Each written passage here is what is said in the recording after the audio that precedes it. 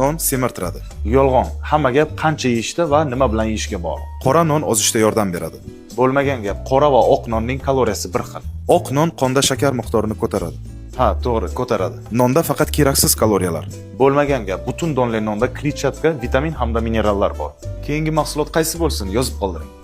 Protein rost yoki yolg'on? Protein bu ximiya.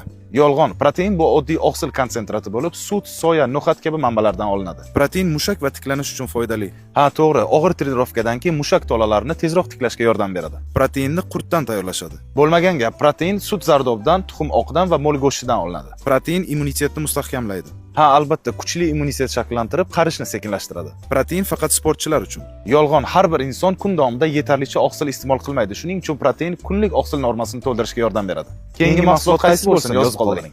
Chia urug'i rost yoki yolg'on? Chia urug'i ichak salomatligini yaxshilaydi. Ha, rost, yaxshilaydi. Chia ich ketishini ham yaxshilaydi. Ha, albatta, yaxshilaydi. Chia urug'i ozishda yordam beradi. Ozdirmaydi, lekin yordam beradi. Depressiyani ham oldini oladi.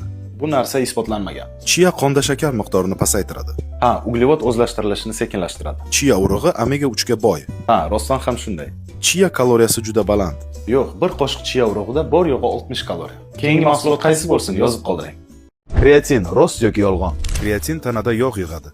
Yolg'on. Kreatin hech qanday yog' yig'maydi. Kreatin mushaklar o'sishini yaxshilaydi. Ha, rost. Kreatin faqat sportchilar uchun kerak. Bo'lmagan gap. Kreatin hammaga har qanday yoshda kerak. Kreatin miya faoliyatini yaxshilaydi. To'g'ri, xotira va diqqat yaxshilanadi. Kreatin sportda chidamlilikni oshirishga yordam beradi. Ha, to'g'ri, chunki kreatin mushaklarga tezroq energiya beradi. Kreatinni ichgandan keyin tana unga o'rganib qoladi. Yolg'on. Organizm kreatinga o'rganib qolmaydi. Keyingi mahsulot qaysi bo'lsin? Yozib qoldiring. Limonli choy rost yoki yolg'on? Limonli choy immunitetni ko'taradi. Ha, rost. Limondagi C vitamini immunitetni qo'llab-quvvatlaydi. Limonli choy yog'larni eritadi. Yolg'on. Limonli choy yog'larni eritmaydi. Faqat biroz metabolizmni tezlashtirishi mumkin xolos. Limonli choy hazm qilishni yaxshilaydi. Ha, iliq limonli choy ertalab hazm jarayonini yengilroq boshlashga yordam beradi. Limonli choy otyoqlarni kamaytirishi mumkin. Ha, rost. Limonli iliq suv organizmdagi ortiqcha suyuqlikni chiqarishga yordam beradi.